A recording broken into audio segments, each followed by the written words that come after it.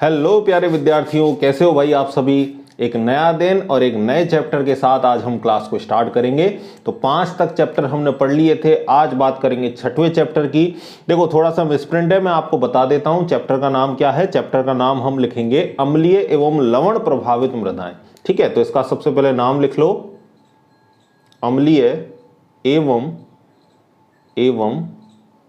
लवण प्रभावित मृदाएं। ठीक है, लवण प्रभावित मृदाएं। ठीक है, मृदाएं, ठीक है ना, लिख लेना अम्लीय एवं लवण प्रभावित मृदाएं। देखो अब इस चैप्टर में आप पढ़ने क्या वाले हो, पहले तो उसकी बात कर लेते हैं। दूसरी बात हम करेंगे कि कितने नंबर का इस चैप्टर है। तो देखो इसमें आप क्या पढ़ोगे कि मिट्टी अम्लीय कैसी बनती है, क्षारीय कैसी बनती है, क्या क्या प्रोसेस होते हैं जिस वजह से आपकी मिट्टी अम्लीय हो जाती है, लवणीय हो जाती है, क्षारीय हो जाती है। ठीक है ना, इन सारी बातों की आप इस क्लास के अंदर चर्चा करने वाले हो। ठीक है, दूसरी बात अगर मैं करूं कि ये कितने नंबर का आपको चैप्टर आएगा एग्जाम के अंदर, तो यहां से आपको भाई 4 नंबर के क्वेश्चन पूछे जाएंगे। कितने नंबर के?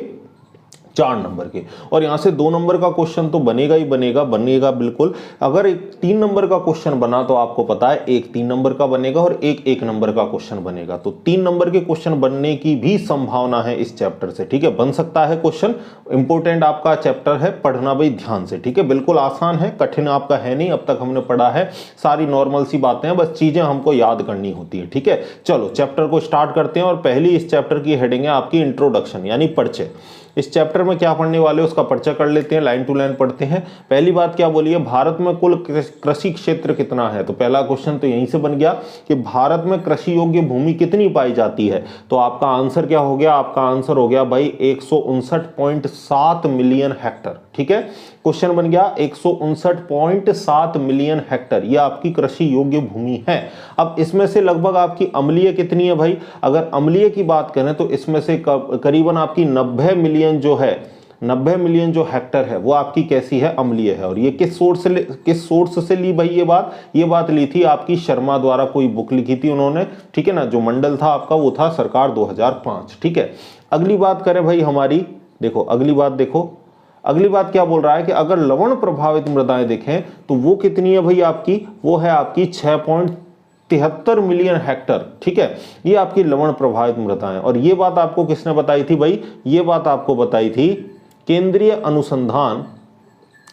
मृदा लवणता अनुसंधान संस्थान करनाल हरियाणा। ठीक है, तो पहला क्वेश्चन तो आपसे यही पूछ लिया गया था 2019 में कि केंद्रीय मृदा लवणता अनुसंधान संस्थान कहां स्थित है। तो आपका आंसर क्या होगा, करनाल हरियाणा में। ठीक है, समझ गए भाई बात को। इसने ये बात बताई कि आपकी जो 6.73 जो आपका मिलियन हेक्टर है वो आपका कैसा है भाई, लवण प्रभावित है। तो 3 क्वेश्चन बन गए कि कुल कृषि योग्य कितना है, आप आंसर दोगे 159.7 मिलियन हेक्टर है। आपका अम्लीय कितना है, अम्लीय का आंसर दोगे 90 मिलियन हेक्टर जो है वो आपकी अम्लीय मृदा है।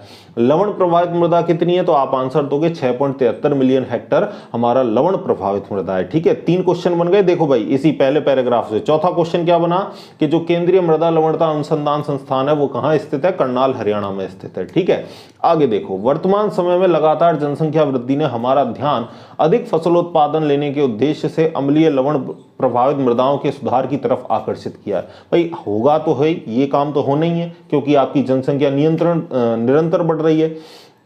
अब जनसंख्या बढ़ने का ना एक यहाँ पर डिसएडवांटेज ये है कि आपको समस्या तो विकट ही है, काफी सारी समस्या तो है ही, लेकिन आजकल क्या है, एकांकी परिवार आप देख रहे हो तो बढ़ते जा रहे हैं भाई। ठीक है ना, हर एक इंसान को अपना अलग मकान चाहिए, अलग उसको रूम चाहिए, उसको 4-5 रूम चाहिए। ठीक है ना, नॉर्मल आदमी की बात बता रहा हूं मैं, ज्यादा अगर हाई फाई है तो उसका तो आप देख ही सकते हो। ठीक है, उसको अलग से मकान चाहिए। ठीक है ना, उसके अलग से वो रहेगा, उसके बीवी बच्चे अलग से उसको सेपरेट चाहिए। तो इस कंडीशन में हो क्या रहा है, आपकी जमीन तो उतनी है भाई, जमीन तो ऐसा नहीं है बढ़ जाएगी, आपकी जनसंख्या बढ़ रही है तो जमीन भी बढ़ जाएगी, जमीन उतनी सी है। तो जितने सारे आपके खेत थे जो अब किस में बदल गए भाई, प्लॉटों में बदल गए। आप देखोगे कि 10 साल पहले तो भाई यहाँ खेत ही खेत थे, आज क्या है, आज वहां मकान ही मकान है। यानी जो कृषि योग्य भूमि है वो आपकी कैसी होती जा रही है, घटती जा रही है। और जनसंख्या बढ़ती जा रही है, यानी खाने को तो ज्यादा चाहिए, उगाने के लिए जमीन हमारे पास है नहीं। तो होगा क्या भाई, होगा आपकी उसमें कोई ना कोई रोग लगेंगे, अम्लीयता होगी, क्षारीयता होगी, कुछ ना कुछ काम उसमें उल्टे सीधे होते रहेंगे। ठीक है, तो अब हमारा ध्यान आकर्षित होने लगा है कि भाई हमें चीज ज्यादा चाहिए, उपज हमें ज्यादा चाहिए, अन्न हमें ज्यादा मात्रा में चाहिए। तो अब हम क्या है, जो हमारी मिट्टी बिगड़ गई थी, जो मिट्टी हमारी अम्लीय हो गई या जो मिट्टी हमारी क्षारीय हो गई या जो लवणीय हो गई, उसको हम सुधारें और हमारी कृषि योग्य भूमि में उसको रूपांतरित करें और उससे अधिक हम क्या लें, उपज लें। ठीक है, ये हमारा अब उद्देश्य हो गया। तो इसने हमारा ध्यान आकर्षित किया है भाई किसकी तरफ, किसकी तरफ आकर्षित किया है, अम्लीयता और लवणता की तरफ आकर्षित किया है। ठीक है, और वर्तमान में आप देख रहे हो कि एग्रीकल्चर सब्जेक्ट का भी जो चलन है, जो रुझान है, वो धीरे धीरे आपका बढ़ता जा रहा है। क्यों बढ़ता जा रहा है, कृषि प्रधान देश है भाई हमारा। ठीक है ना, जो आपकी जो मैक्सिमम जो अर्थव्यवस्था है वो हमारी किस पर टिकी हुई है, कृषि पर टिकी हुई है। ठीक है ना, तो इसी को सुदृढ़ बनाने के लिए, इसी को मजबूत बनाने के लिए जो सरकार है वो भी आपकी जो कृषि विज्ञान है इस पर आपका बहुत सारा जो है जीडीपी में पैसा लगा रही है। ठीक है ना, तो ये सारी चीजें आज हम देख पा रहे हैं भाई। ठीक है, तो प्रस्तावना आपने पढ़ ली कि ये चैप्टर हमारे लिए क्यों इंपॉर्टेंट है। अब दूसरी बात यहां से क्या है भाई, आपकी जो पहली हेडिंग है वो क्या है, अम्लीय मृदा। मिसप्रिंट है, कर लेना, एसिडिक सॉइल्स मतलब अम्लीय मृदा। अम्लीय मृदा पहले हम पढ़ते हैं। देखो पहली बात, अम्लीय मृदाएं प्राय नम जलवायु क्षेत्र में पाई जाती हैं। पता है ये बात हमको, नम जलवायु में क्यों पाई जाती हैं, पहले ही बहुत ये बात हम पढ़ चुके हैं। होता क्या है भाई, जहां बरसात अधिक होती है तो बरसात अधिक होने पर आपके क्षार घुल घुल के कहां पहुंच जाते हैं, नीचे पहुंच जाते हैं। तो जो ऊपरी मिट्टी है वो ऊपरी मिट्टी आपकी कैसी हो जाती है, अम्लीय हो जाती है। ठीक है, सारे क्षार घुल के नीचे पहुंचे और जो ऊपरी मिट्टी है वो आपकी कैसी हो जाएगी, अम्लीय हो जाएगी। तो जहां पर बरसात ज्यादा होगी, जहां पर नमी ज्यादा होगी, ठीक है ना, वहां के क्षेत्र की मृदाएं आपकी कैसी होंगी, अम्लीय होंगी। समझ गए बात को। देखो इसी चीज को बोलना है, एक बार और देख लो। दूसरी लाइन क्या बोली है, इन क्षेत्रों में मृदाओं के कोलॉइडी संकीर्ण पर अधिशोषित भस्मों की अधिक मात्रा बरसात के जल के साथ बाहर निकल जाती है। वही बात आ गई भाई, बरसात के जल के साथ या तो वो बाहर निकल जाएगी या घुल घुल कर कहां पहुंच जाएगी, नीचे पहुंच जाएगी। ठीक है, दो में से एक कहानी हो सकती है। और क्ले कोलॉइडी संकीर्ण पर धनायनों के स्थान पर हाइड्रोजन आयन का सांद्रण बढ़ जाने के कारण मृदा अम्लीय बन जाती है। तो पहले क्या हो रहा था भाई, पहले तो क्ले के ऊपर आपके जो सिलिका थी, जो क्ले थी, जो मृत्तिका थी, उसके ऊपर आपके भास्मिक आयन थे, जैसे आपका Na+ हो गया, आपका कैल्शियम 2+ हो गया। बरसात आई, बरसात में आके ये आपके घुल घुल के आयन मृदा विलयन में पहुंच गए। ये आयन किस में पहुंच गए, मृदा विलयन में पहुंच गए और अपने खेत से बाहर या घुल घुल के मिट्टी के निचली सतहों में चले गए। तो अब ये आयन जब चले जाएंगे तो इनकी सतह पर कौन सा आयन आ जाएगा भाई, इनकी सतह पर आपका आ जाएगा, इनके स्थान पर H+ आयन। तो आपके जो भास्मिक आयन थे उनको तो प्रतिस्थापित कर दिया किसने, H+ आयन ने। क्योंकि पानी जैसे ही आता है तो पानी में आपको पता है कौन कौन से आयन है, H+ आयन है और OH- आयन है। तो पानी का जो H+ आयन है वो किस पर अधिशोषित हो जाता है, कोलॉइडी संकीर्ण पर। तो इस तरीके से वो भस्मों वाले जो आपके जो आयन थे, जो क्षारीय आपके आयन थे, उनको प्रतिस्थापित कर दिया जाता है। समझ गए बात को। देखो अगली बात क्या बोली है इसने, ऊपर चलते हैं, नेक्स्ट देखो। ठीक है, तो H+ आयनों की सांद्रता बढ़ेगी तो सीधी सीधी बात है, मिट्टी आपकी कैसी होगी, अम्लीय हो जाएगी। ठीक है, आगे देखो, आगे क्या बात बोली कि वे मृदाएं जिनका pH मान 7 से कम होता है तथा जिनमें हाइड्रोजन व एल्यूमिनियम आयन की अधिकता होती है, प्रधानता होती है, अम्लीय मृदा कहलाती है। डेफिनेशन मिल गई भाई, सीधी सीधी, किताब में अंडरलाइन करोगे इस बात को, सीधी डेफिनेशन मिली है कि ऐसी मृदाएं यानी वे मृदाएं जिनका जो pH मान है वो 7 से कैसा हो, कम हो। यानी आपको पता है अगर अम्लीय मान होंगे तो pH कहां से कहां तक होगा, 0 से लेके 7 तक। यानी 7 से जितना pH कम है उतनी ही अम्लीय गुण आपके ज्यादा होंगे। तो वे मृदा जिनके लिए जो pH मान है वो 7 से कम हो और इनमें कौन कौन से आयन की अधिकता होगी, हाइड्रोजन आयन की अधिकता होगी, साथ ही आपके एल्यूमिनियम आयन की अधिकता होगी। और भी आयन होते हैं जो अम्लीयता को बढ़ाते हैं, मैंने बताया था, मैग्नीज हो गए, आपके आयरन हो गए, ये क्या बढ़ाते हैं, एसिडिटी को बढ़ाते हैं। ठीक है, तो उनमें अगर H+ आयन और एल्यूमिनियम 3+ आयन की प्रधानता है, अधिकता है, तो ऐसे आयन आपके कैसे होंगे, सॉरी ऐसी मृदाएं आपकी कैसी होंगी भाई, अम्लीय होंगी। समझ गए बात को, इज दैट क्लियर। आगे चलें अपन, देखो नेक्स्ट, देखो नेक्स्ट लाइन देखो, आगे क्या बोला है, इन मृदा की धनायन विनिमय क्षमता और बेस संतृप्ति कम होती है। अब जो आपकी अम्लीय मृदा है उसकी जो धनायन विनिमय क्षमता है, जो कैटायनों को एक्सचेंज करने की जो कैपेसिटी है, साथ ही दूसरा जो बेस संतृप्ति है, भाई सीधी बात है, अगर अम्लीय मृदा बढ़ रही है तो बेस संतृप्ति के मान तो कैसे होने हैं, कमी होने। बेस का मतलब क्या होता है, क्षार। अब जब आपका क्षार कम हो रहा है तो इसके साथ साथ एक कंडीशन आपको और याद रखनी है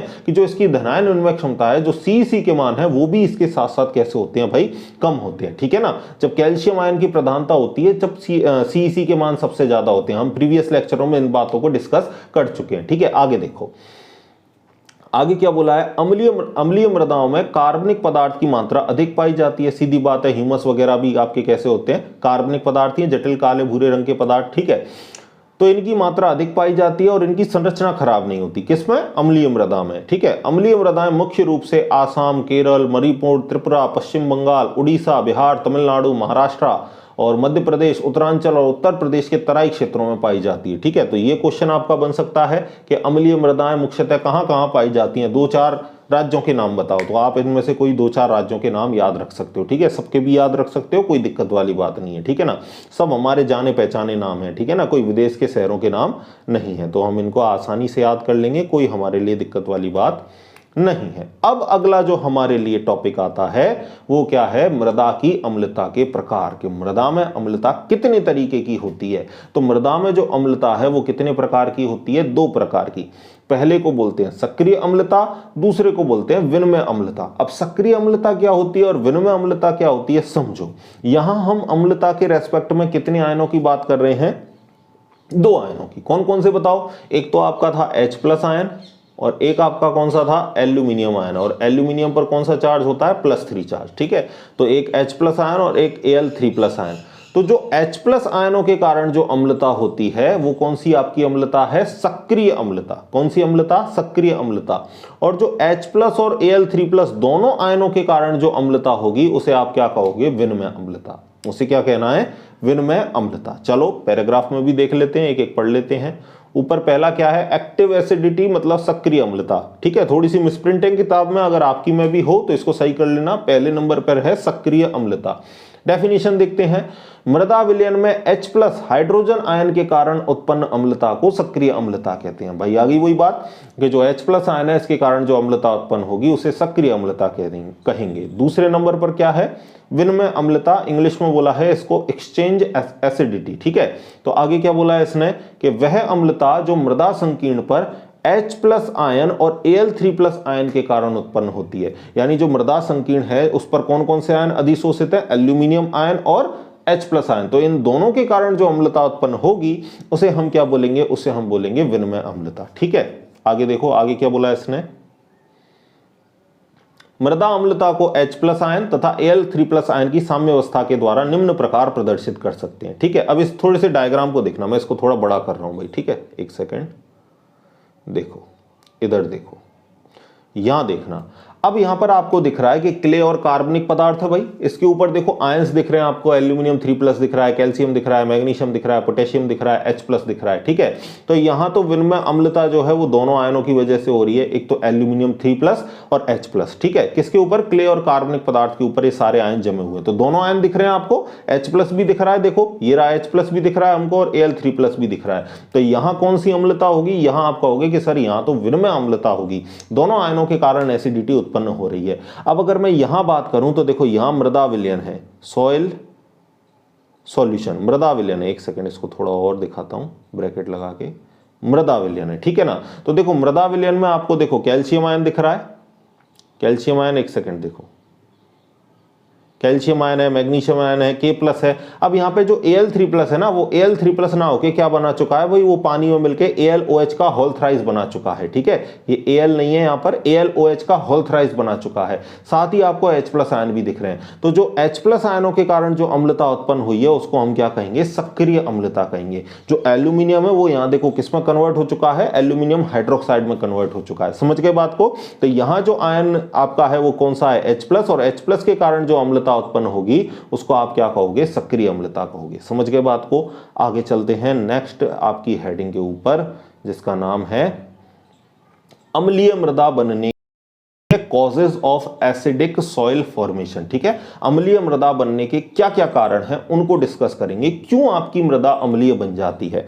तो सबसे पहला जो सबसे आसान जो आपका टॉपिक है और जो कारक है वो क्या है, पैतृक पदार्थ की प्रकृति, नेचर ऑफ पेरेंट मटेरियल, यानी पैतृक पदार्थ है उसकी क्या प्रकृति है। अगर भाई जैसा आपका कैसे कहते हैं ना कि जैसे आपके जनकीय पीढ़ी होंगी वैसी संतति पीढ़ी होंगी, जो गुण आपके माता पिता देंगे वही गुण तो आप में आएंगे, आएंगे। अगर माता पिता आपके अच्छे संस्कारी गुण देते हैं तो आप भी संस्कारवान होते हो भाई, ठीक है ना। और अगर आपके गुणों के ऊपर ध्यान नहीं दिया जा रहा तो आप भटक भी सकते हो, आप बिगड़ भी सकते हो। तो वही बात है कि पुराने टाइम में एक कहावत है, जैसी मैया जैसी बेटी, ठीक है ना। पुराने टाइम में आप सुनोगे बूढ़े बड़ों को तो वो ऐसे कहते थे कि पहले पुराने टाइम में आप कहीं संबंध करने जा रहे हो तो वो कहते कि भाई माँ को देख लो, माँ ने किस तरीके से घर को संभाल रखा है। अगर घर आपका बढ़िया से संभला हुआ है तो जाहिर सी बात है वही गुण आपकी किस में होंगे, बेटी में होंगे, तो बेटी भी आपका घर अच्छे से संभाल सकती है, ठीक है। इस तरीके की सोच हुआ करती थी। तो कहने का मतलब क्या है कि जैसी जनकीय पीढ़ी होगी वैसी ही संतति पीढ़ी होगी,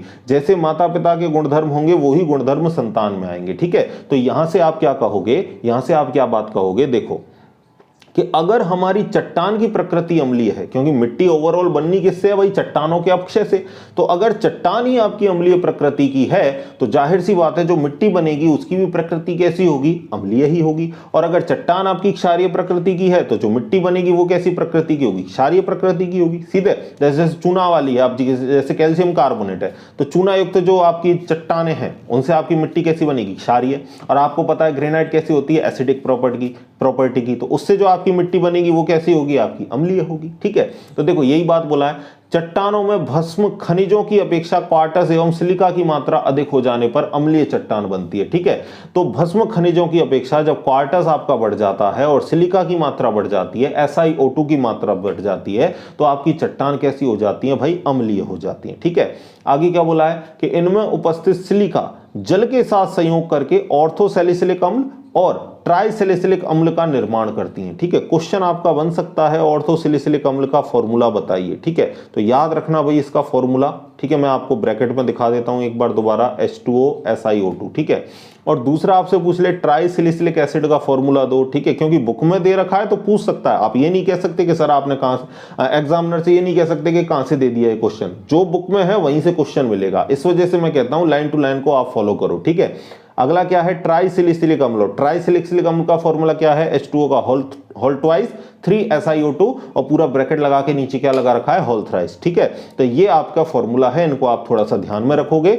और इनका निर्माण करता है कौन, सिलिका निर्माण करता है जल के साथ संयोग करके, ठीक है। आगे देखो, अम्लीय चट्टानों से बनी हुई मृदाएं कैसी होती हैं भाई, अम्लीय प्रकृति की होती हैं। अगर चट्टान ही आपकी अम्लीय है तो जो मिट्टी बनेगी, जो मृदा बनेगी वो भी कैसी प्रकृति की होगी भाई, अम्लीय प्रकृति की होगी, ठीक है। देखो नेक्स्ट एक दूसरा और देख लो भाई, क्षार का क्षीण होना, removal of base. Removal of base का मतलब क्या है, जो क्षार हैं उनका क्षीण होना। तो क्षार कब क्षीण होंगे, जब बरसात ज्यादा होगी। बरसात ज्यादा होगी, क्षार घुल घुल के नीचे पहुंच जाएंगे, तो क्षारों का क्या हो जाएगा, ह्रास हो जाएगा, कमी हो जाएगी, ठीक है ना। तो यही बात है। देखो अधिक वर्षा वाले क्षेत्र में जहां मृदा संकीर्ण पर अधिशोषित घुलनशील भास्मिक आयन जैसे calcium, magnesium, sodium, calcium, sodium, potassium आदि जल में घुलकर मृदा के निचले संस्तर में चले जाते हैं। वही बात आ गई भाई, घूम फिर के वही बातें बार बार रिपीट हो रही है, ठीक है ना। अगर कॉन्सेप्ट आपके दिमाग में समझ में आ गया तो पूरा चैप्टर बहुत ही आसान है, ठीक है। तो ये सारे जो आपके भास्मिक आयन थे ये मृदा जो बरसात के जल में घुलकर मृदा के निचले संस्तरों में चले जाते हैं। अब क्या होगा, और अपेक्षाकृत कम घुलनशील एल्यूमिनियम और आयरन के यौगिक मृदा में रह जाते हैं। और एल्यूमिनियम और आयरन के यौगिक ये घुलते नहीं है तो मिट्टी की ऊपरी सतह में रह जाते हैं और वहां पर ये अम्लता पैदा करते हैं। आगे देखो, आगे क्या लिखा है, इन यौगिकों की प्रकृति अम्लीय होती है। किसकी, आयरन की और एल्यूमिनियम की। इनके हाइड्रोक्साइड और ऑक्साइड जल के साथ अभिक्रिया करके विलयन में H+ आयन मुक्त करते हैं। तो एल्यूमिनियम और आयरन के जो हाइड्रोक्साइड और ऑक्साइड हैं वो क्या करते हैं भाई, H+ आयनों को मुक्त करते हैं। और H+ आयन क्या बढ़ाता है, अम्लीय बढ़ाता है, अम्लीय गुणधर्म बढ़ाता है। तो आपकी मिट्टी कैसी हो जाती है, अम्लीय हो जाती है, ठीक है। आगे देखो, आगे क्या बोला है, इसके अलावा जब घुलनशील क्षार निक्षालन द्वारा ह्रास हो जाता है, यानी क्षार घुल घुल के जब नीचे पहुंच जाते हैं, तो मृदा में कार्बनिक अम्ल एवं अन्य उत्पन्न अम्लों के H+ आयन मृदा संकीर्ण पर उपस्थित भस्मों का विस्थापन कर देते हैं। ये तो क्या हो गया भाई, सिर मुड़वाते ही ओले पड़े, ठीक है। हमारे जो क्षार है वो तो नीचे चले गई। अब जो ऊपर की मिट्टी में आपका क्या पैदा हो रहा है, कार्बनिक अम्ल पैदा हो रहा है और भी आपके अम्ल उत्पन्न पैदा हो रहे हैं। तो वो अम्ल क्या करेंगे, वो अम्ल जो आपके हैं वो H+ आयन देंगे और जो बचे कुचे क्षार थे आपके उनको प्रतिस्थापित कर देंगे। यानी जो कोलॉइडी संकीर्ण पर जो आपके बचे कुचे जो क्षार चिपके हुए थे उनको किसने प्रतिस्थापित कर दिया, इन अम्लों के H+ आयन ने उनको हटाया और कोलॉइडी संकीर्ण पर जाके खुद चिपक के बैठ गए, ठीक है ना। जैसे मान के चलो आपका जो क्षार है, आपका जो क्ले का कण है, उसके ऊपर मान के चलो आपका कैल्शियम ले लेते हैं, ठीक है, Ca2+ आयन जमा हुआ है, ठीक है, थोड़े बहुत बच्चे हैं भाई जिनमें से जमा हुआ है, तो आपका अम्ल बना कौन सा, कार्बनिक अम्ल। कार्बनिक अम्ल का मतलब H2CO3 बना। इसने क्या दिया भाई, H+ आयन दिया, तो ये H+ जाके इसके ऊपर चिपका और इसको यहां से प्रतिस्थापित कर दिया, तो जो बच्चे कुछ क्षार थे वो भी अम्ल द्वारा प्रतिस्थापित हो गए। तो ऐसी कंडीशन में मिट्टी आपकी बहुत ज्यादा कैसी बनेगी, अम्लीय बनेगी, ठीक है। आगे देखो, जैसे ही मृदा से विनिमयशील भस्मों का ह्रास होता है वैसे ही मृदा क्षार असंतृप्त होकर, भाई क्षार बिल्कुल खत्म, तो आप कह दोगे मृदा कैसी हो चुकी है, क्षार असंतृप्त। मृदा क्षार असंतृप्त होकर कैसी हो जाती है, अम्लीय हो जाती है। समझ गए बात को, ठीक है। इसकी रिएक्शन भी देख लो, ठीक है, रिएक्शन भी देख लो भाई। रिएक्शन मस्ट लिखनी है, कुछ चैप्टरों में ही रिएक्शन है, तो आप ऐसे नहीं करोगे कि सर हम रिएक्शन नहीं याद करें, हम सिर्फ थ्योरी पढ़ लें, रिएक्शनों को हम क्या है नहीं लिखें। तो रिएक्शन समझो, आसानी से लिख सकते हो।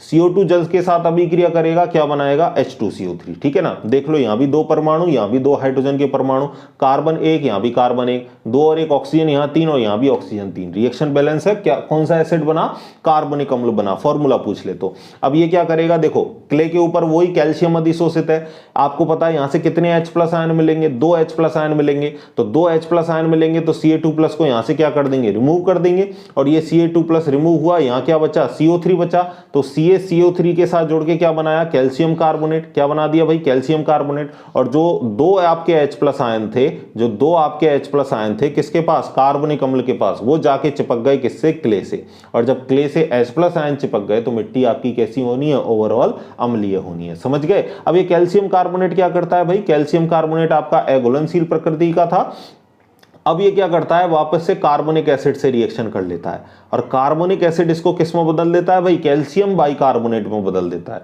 अभी जो कैल्शियम बाइकार्बोनेट है ये घुलनशील प्रकृति का है, समझे।